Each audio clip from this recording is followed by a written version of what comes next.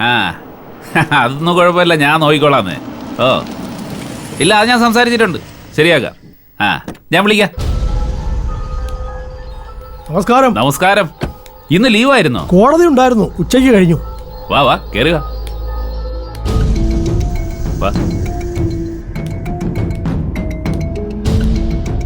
ഈ സൈബർ സെല്ലിലെ ചാർജ് ഇപ്പൊ ആർക്കാ? CI ആരാ അവിടുത്തെ? CI ഒരു ദേവനേശ സാറാ, പക്ഷെ ചാർജ് കൊടുത്തിരിക്കുന്നത് SI രാജ്മോഹനാ. ഈ SI കാര്യങ്ങൾ പ്രോപ്പറായി അന്വേഷിക്കൂ. അന്വേഷിച്ചിട്ടെന്താ ഒരു ചടങ്ങ്? രാജ്മോഹൻ എന്തെങ്കിലും ഏറ്റെടുത്താലേ പിന്നെ അതിന്റെ പിന്നാലെ പോകുന്നവനാ. ഇതുപോലൊരു കേസ് കിട്ടിയാ പിന്നെ അവൻ നിലത്ത് നിൽക്കത്തില്ല. മീഡിയ പബ്ലിസിറ്റി കിട്ടുന്നതല്ലേ. എന്തോ അന്വേഷിക്കാനുള്ളത്? ഈ വീഡിയോ ആരാണ് പോസ്റ്റ് ചെയ്തിരിക്കുന്നത്, എവിടെ നിന്നാണ് ഒറിജിൻ, ഇതൊക്കെ കണ്ടുപിടിക്കാനേ സൈബർ ലാബിൽ കൊടുക്കും. മാത്രമല്ല ഇത് ആർക്ക് ഷെയർ ചെയ്തു, എവിടെ നിന്ന് ഷെയർ ചെയ്തു, എങ്ങനെ എത്തി, ഇതൊക്കെ കണ്ടെത്താനുള്ള ടെക്നോളജിയിൽ എത്തിക്കഴിഞ്ഞു. ഇനി ഡിലീറ്റ് ചെയ്ത് പോയാൽ പോലും റീആക്ടിവേറ്റ് ചെയ്ത് എടുക്കാൻ പറ്റും. അപ്പൊ ഇത് ഒറിജിനലായിട്ട് പോസ്റ്റ് ചെയ്ത് ആരാണെന്ന് കണ്ടുപിടിക്കാൻ പറ്റുമെന്നാണ് ഈ പറയുന്നേ? പറ്റും, കാലതാമസം എടുത്താലും പറ്റും. ആളിനെ കണ്ടുപിടിച്ചാലേ അത് സൈബർ ക്രൈമാ. IT ആക്ട് പ്രകാരം കേസെടുത്താ ജാമ്യം പോലും കിട്ടില്ല, പിന്നെ ഇറങ്ങാനും പാടാ. എനിക്ക് ചെറിയൊരു സംശയമുണ്ട്. എന്തുവാ അത്? നമ്മൾ വിചാരിക്കുന്നതിനേക്കാൾ അപ്പുറത്ത് ചിന്തിക്കുന്ന ചിലരൊക്കെയുണ്ട്. ഒന്നാമതെ പുതിയ ടെക്നോളജിയും സൈബർ സാധ്യതയും നന്നായി പഠിച്ചവരാ ഈ പുതിയ പിള്ളേരൊക്കെ. നമ്മുടെ ഋഷിക്ക് ശരിക്കും മാനസിയോട് ഭയങ്കര വൈരാഗ്യവുമാ. അതെന്തിനാ?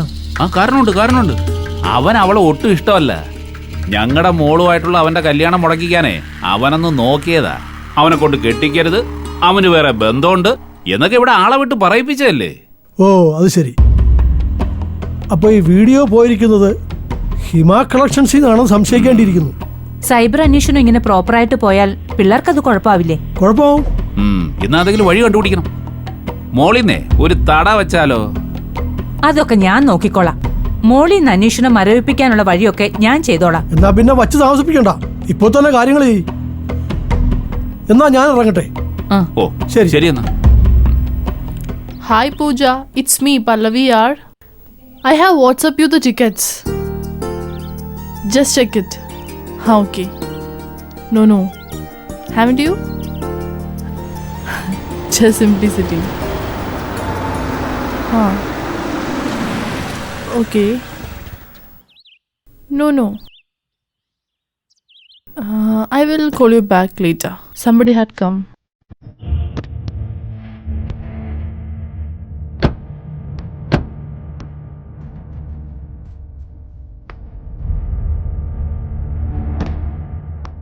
ഹായ് ചിറ്റപ്പ. ഞാൻ ചിറ്റപ്പൻ്റെ കാര്യം ഇപ്പം ആലോചിച്ചതുള്ളൂ. ചിറ്റപ്പനെ വീട്ടിൽ വന്ന് കല്യാണം വിളിക്കാനൊക്കെ ഉണ്ടായിരുന്നു, അല്ലുനെയും മാമീനെയും.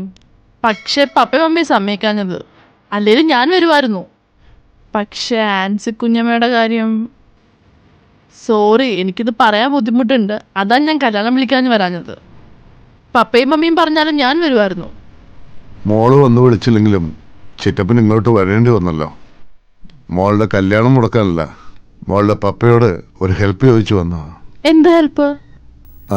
അത് ഞാൻ പപ്പയോട് തന്നെ ചോദിച്ചോളാം. ചിറ്റപ്പൻ വാ ചിറ്റപ്പ വാ.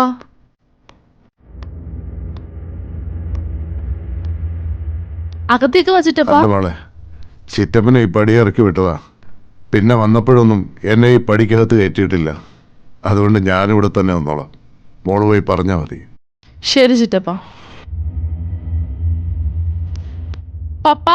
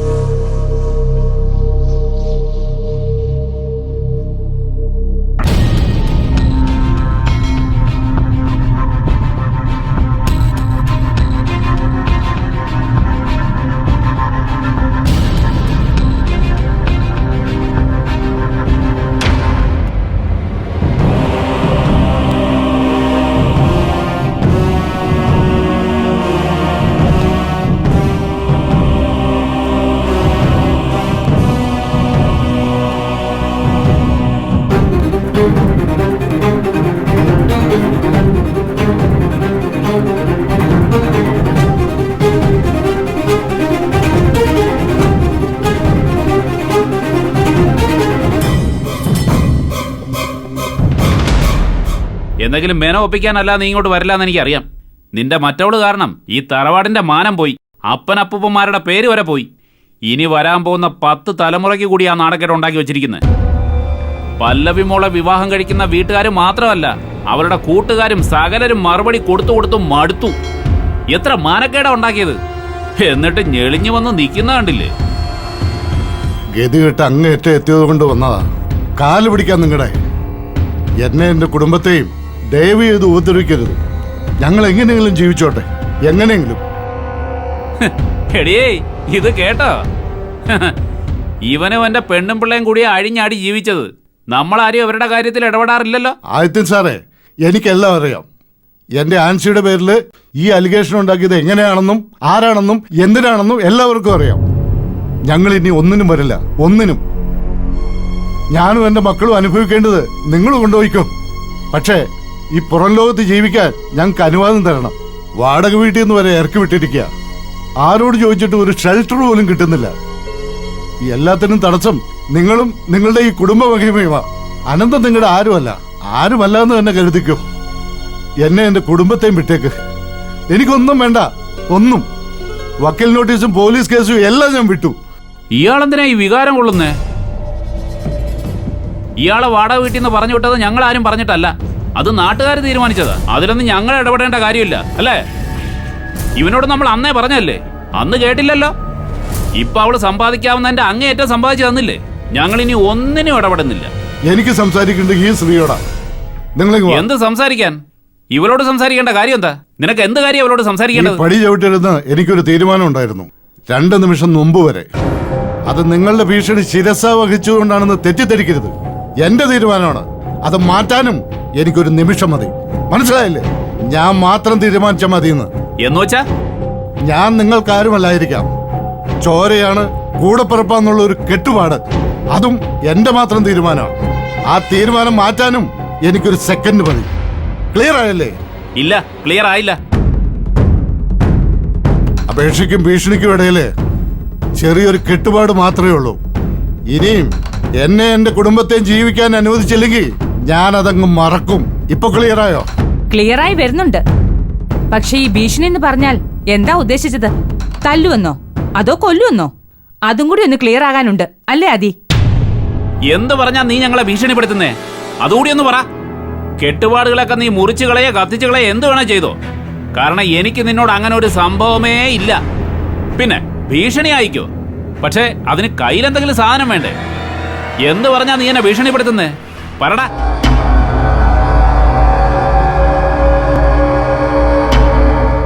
പ്രിയ ഗർഭിണിയാ. അതിന് ഉത്തരവാദി നമ്മുടെ മോളെ വിവാഹം കഴിക്കാൻ പോകുന്ന ഋഷിയാ. ഇത് രണ്ടും സത്യമാണ്. കുറച്ച് ലക്ഷങ്ങൾ കൊടുത്തപ്പോ ആ കൊച്ചിന്റെ ഗതികേട്, അല്ലെങ്കിൽ കൂടെ നിന്ന് ചതിച്ച ആ സ്ത്രീയുടെ ആർത്തി, അല്ലെങ്കിൽ കലിതുള്ളി നിൽക്കുന്ന കാലം, തൽക്കാലം നിങ്ങൾ ഉദ്ദേശിച്ചൊക്കെ നടന്നു. പക്ഷേ മോൾ ഇതൊന്നും അറിഞ്ഞിട്ടില്ല. എനിക്കറിയാം, അവളെ എനിക്കറിയാം, അവളുടെ സ്വഭാവവും എനിക്കറിയാം. അവളെ ഈ കല്യാണത്തിന് സമ്മതിക്കില്ല എന്ന് പറയാം. ഇനി എന്നെ ദ്രോഹിച്ച എടാ, നിനക്ക് മതിയായില്ലേ?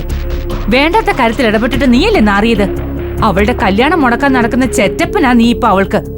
നീ പറഞ്ഞാലേ അവളങ്ങ് വിശ്വസിക്കും. വക്കീലിനെ അറിയാലോ ചട്ടവും നിയമമൊക്കെ. തെളിവടക്കം കൊടുത്താലോ? എന്ത് തെളിവ്? അവിടെയാ കുഴപ്പം. തെളിവുണ്ട്. പ്രിയയുടെ കുഞ്ഞമ്മയെന്ന് പറയുന്ന ഒരു സ്ത്രീ ഉണ്ടല്ലോ, ദേവത, എന്റെ അടുത്ത് വന്ന് കരഞ്ഞതിന് തെളിവുണ്ട്. എടുത്തുമാടോ അവരെയും പ്രിയം വിളിച്ച് ഇറക്കി വിട്ടതിനും പൈസ കൊടുത്തതിനും തെളിവുണ്ട്. ആ കേസ് എങ്ങനെ ഒതുക്കി തീർത്തതെന്നും തെളിവുണ്ട്. വകുപ്പ് ഏതാന്ന് അറിയാലോ. വക്കീല് നല്ല മിടുക്കിയല്ലേ? ഗൂഢാലോചന 120B അല്ലേ? അല്ലേ വക്കീല്? ഞാൻ വെറുതെ പറയുന്നല്ല, ദൃശ്യങ്ങളുണ്ട്.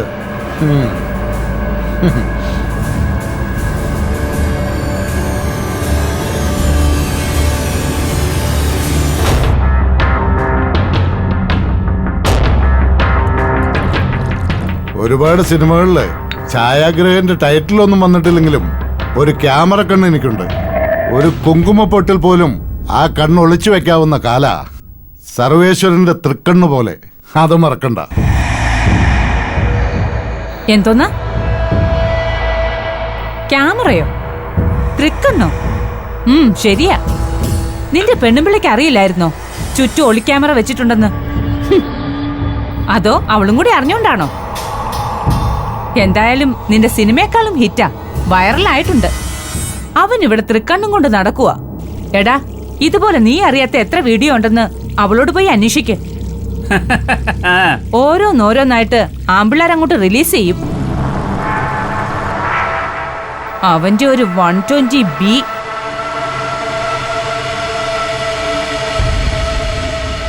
എന്താടാ നോക്കി വരട്ടുന്നേ? നീ അങ്ങ് കൊല്ലുവോ? എന്നാ കൊല്ലടാ. പെണ്ണുമ്പിള്ളയോട് മര്യാദയ്ക്ക് ഇരിക്കാൻ പറയണം. എടാ, ഞങ്ങള് മര്യാദയ്ക്ക് അന്തസ്സായിട്ട് ഒരു കുടുംബമായിട്ടാ ജീവിക്കുന്നത്. 10-20 വർഷം മുമ്പേ നീ അവളെയും വിളിച്ചോണ്ട് ഈ വീട്ടിൽ വന്ന് കേറിയത് തന്നെ ഒരു കച്ചവടത്തിന്. കച്ചവടം വ്യവസായമായി അങ്ങ് വളർത്തിയല്ലോ. അവളെ കൊണ്ട് നീ അങ്ങ് രക്ഷപ്പെട്ടില്ലേ? നിർത്തണോ? തോന്നിയ ദിവസം പറയുന്നു. മാറങ്ങോട്ട്. പിടിക്കട്ടെടി, അവൻ പിടിക്കട്ടെ, തല്ലട്ടെന്നെ. അതെ, ഇതിന് വേറെ വകുപ്പുണ്ട്. വീട് കയറി ആക്രമിക്കലും ഭവനഭേദനവും. നിനക്കറിയാത്ത കുറച്ച് വകുപ്പുകളുണ്ട് കേട്ടോ. പോകാൻ നോക്കി ഇറങ്ങി. പോടാ, ഇറങ്ങി പോടാ.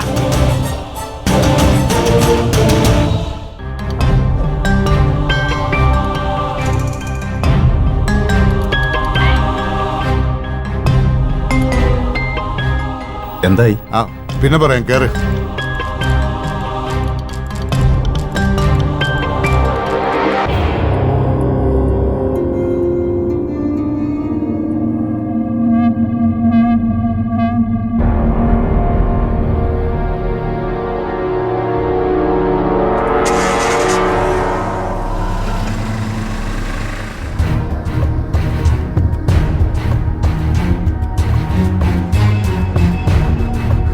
ഇതൊക്കെ അവൻ വെറുതെ പറയുന്നതാണോ അതോ മൊത്തം ഷൂട്ട് ചെയ്തിട്ടുണ്ടാവൂ?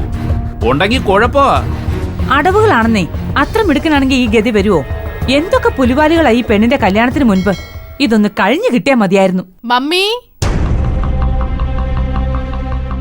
ചിറ്റപ്പൻ ലഞ്ച് കഴിക്കാൻ തന്നില്ല? ലഞ്ചോ? എടി കൊച്ച, അവൻ ഞങ്ങളെ ചീത്ത വിളിക്കാൻ വന്നതാ. എന്തിന്? ഞാൻ പറഞ്ഞിട്ടില്ലേ പഴയ കുറെ ഇഷ്യൂസ് ഉണ്ടെന്ന്. What's a real issue? എന്തായാലും പുള്ളിക്കാരൻ ഇങ്ങോട്ട് വന്നില്ലേ? പപ്പയെടുത്ത് എന്തോ ഹെൽപ്പ് ചോദിക്കാനല്ലേ വന്നത്. I think he is genuine. നീ അവനെ എത്ര വട്ടം കണ്ടിട്ടുണ്ട്? 2 or 3?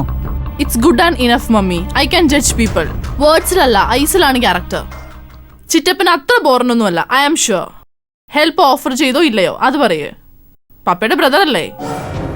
എടി, അവന്റെ ഭാര്യയുടെ കാര്യമൊക്കെ നീ അറിഞ്ഞതല്ലേ? ഓ, അതാണോ ഇത്ര വലിയ ഇഷ്യൂ? ഇങ്ങനൊരു വിഷ്വൽ ക്രിയേറ്റ് ചെയ്യാൻ ആർക്കും പറ്റും മമ്മി. ഞാനിതൊക്കെ കോളേജിൽ ഇതൊക്കെ ഒരു കോമഡി ആയിട്ട് ചെയ്യുന്ന കാര്യമാണ്. പോൺ സ്റ്റാർസിന്റെയും പയ്യന്മാരുടെയൊക്കെ വീഡിയോ വെച്ചിട്ട് പണി കൊടുക്കാൻ വേണ്ടിയിട്ടാ, കോമഡി ആയിട്ട്. ചിലപ്പോ ബ്രേക്കപ്പ് റിലേഷൻ സീരിയസ് ആവാറുണ്ട്. ഇതങ്ങനെ കോമഡി ഒന്നും അല്ല, ഒറിജിനൽ തന്നെയാ. So vote? അത് അവരുടെ ഇഷ്ടമല്ലേ. അതിൽ മറ്റുള്ളവർക്ക് എന്താ പ്രോബ്ലം? ഇത് അത്ര വലിയ ഷോക്കിംഗ് ന്യൂസ് ഒന്നുമല്ല. ഐ ആം ഷുവർ ചിറ്റപ്പൻ വന്നത് പ്രോപ്പർട്ടിയുമായി ബന്ധപ്പെട്ട എന്തോ ഇഷ്യൂവിനാണ്. ഈ വീട് ചിറ്റപ്പനും കൂടി അവകാശപ്പെട്ടതല്ലേ, അർഹതപ്പെട്ടത് കൊടുക്കണം.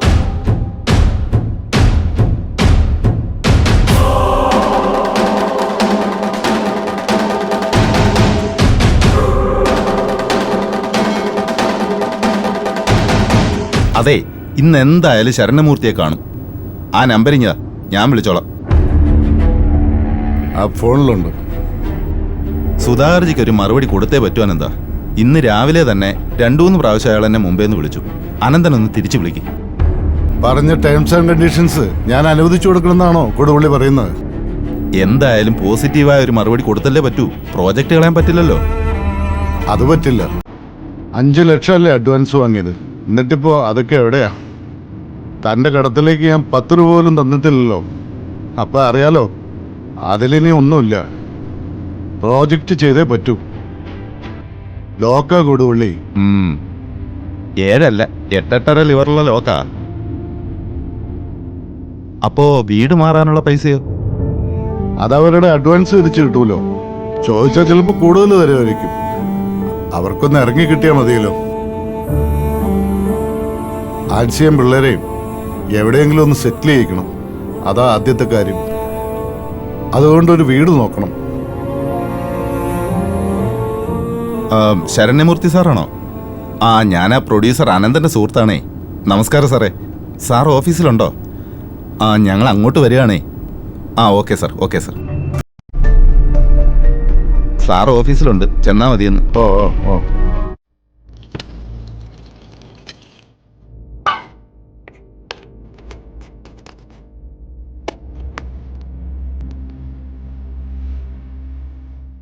എന്താ ചേട്ടാ നോക്കിയിരിക്കുന്നേ? തുറന്നു തന്നെ.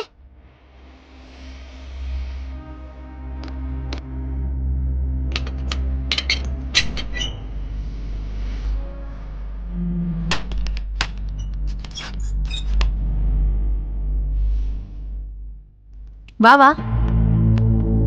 ഇതാ ക്ലാസ് ടെസ്റ്റ് എങ്ങനെ ഉണ്ടായിരുന്നു മോളെ? കുഴപ്പമില്ലായിരുന്നമ്മ. അയ്യോ ഡാ എടാ, ഇത് കഴിച്ചിട്ട് പോ. ഇവന്റെ അമ്മേ, ചേട്ടൻ വഴക്കിട്ടു. വഴക്കോ? ആരുമായിട്ട്? 10th പിള്ളേരുമായിട്ട്. എന്തിന്? അതെനിക്കറിയത്തില്ല. മോളെ ഇന്ന് ഫ്രഷ് ആയിട്ട് വാ കേട്ടോ. ആ.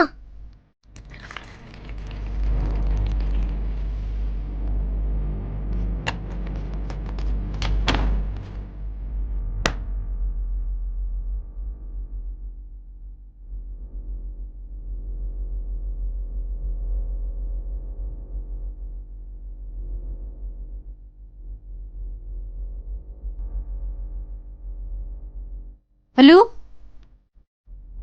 ഹലോ,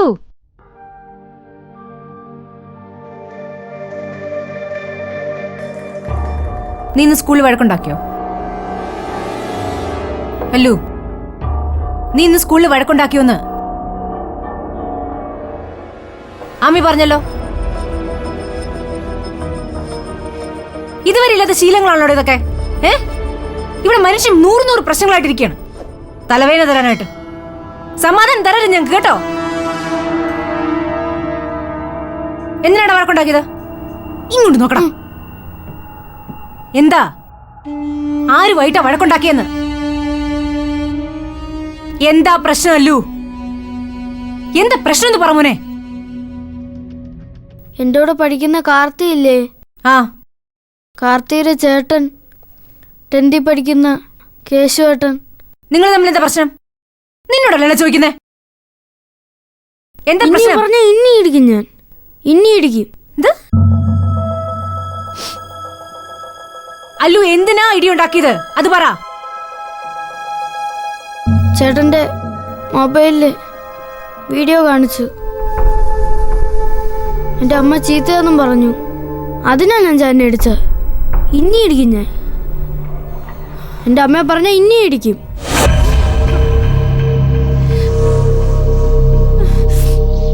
നീക്ക് എന്തിനാ സ്കൂളിൽ പോന്ന് പഠിക്കാൻ? വഴക്കുണ്ടാക്കണോടോ? എന്തിനാലും നീ എന്തിനാ ഇതൊക്കെ കേട്ടോണ്ടിരിക്കുന്നത്? ആരെങ്കിലും എന്തെങ്കിലും പറഞ്ഞ നീ അപ്പം പോയി ഇടിയുണ്ടാക്കോ? പൊട്ടിത്തരല്ലോടാ. നീ വന്നേ, എടുത്തു കുടിക്കത്. എന്റെ മോനെ, നിന്നെ ഞാൻ എങ്ങനെയാ പറഞ്ഞ് മനസ്സിലാക്കണ്ടേ? നമ്മളോട് ശത്രുതയുള്ള കുറെ പേരുണ്ട്. നമ്മൾ ഇഷ്ടമില്ലാത്തവര്, മുൻ അച്ഛന്റെ വീട്ടുകാര്. അവര് കാരണമായി ഇതൊക്കെ. അവര് കാരണം നമ്മൾ ഈ വീട്ടിൽ നിന്ന് ഇറങ്ങി പോകേണ്ടി വരുന്നത്. എന്തിനാ അമ്മ അവരെ നമ്മളോട് ഇങ്ങനെ?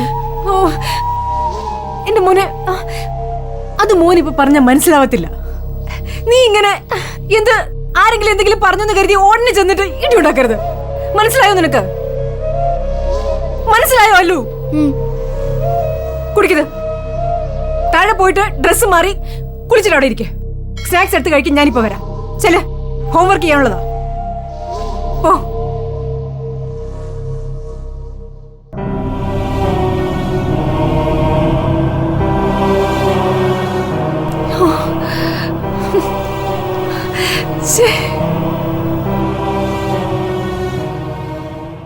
മരതകം പിള്ള തൻ്റെ അപ്പൂപ്പൻ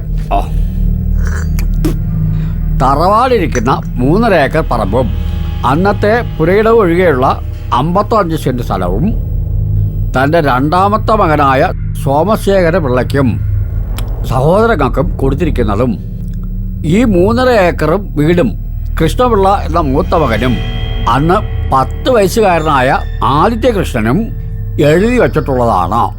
കൃഷ്ണപിള്ള എന്ന തൻ്റെ പിതാവിന് വീണ്ടും മക്കളുണ്ടാവുകയാണെങ്കിൽ 1001 രൂപ കൊടുത്ത് അവരെ ഒഴിവാക്കേണ്ടത് വാങ്ങുന്നു.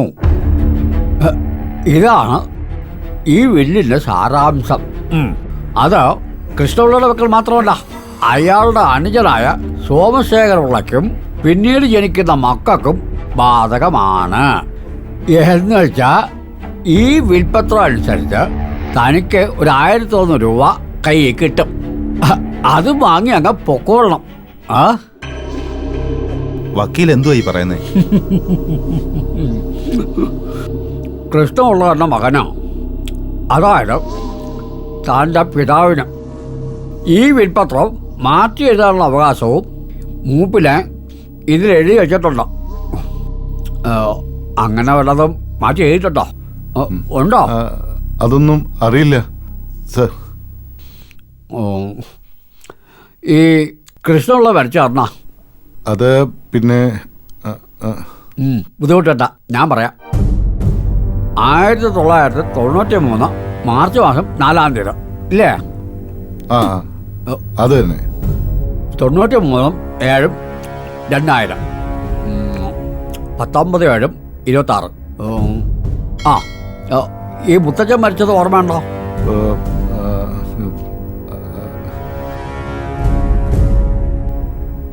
ശരിക്കും ഓർമ്മയില്ല. ഓർമ്മ കാണത്തില്ല.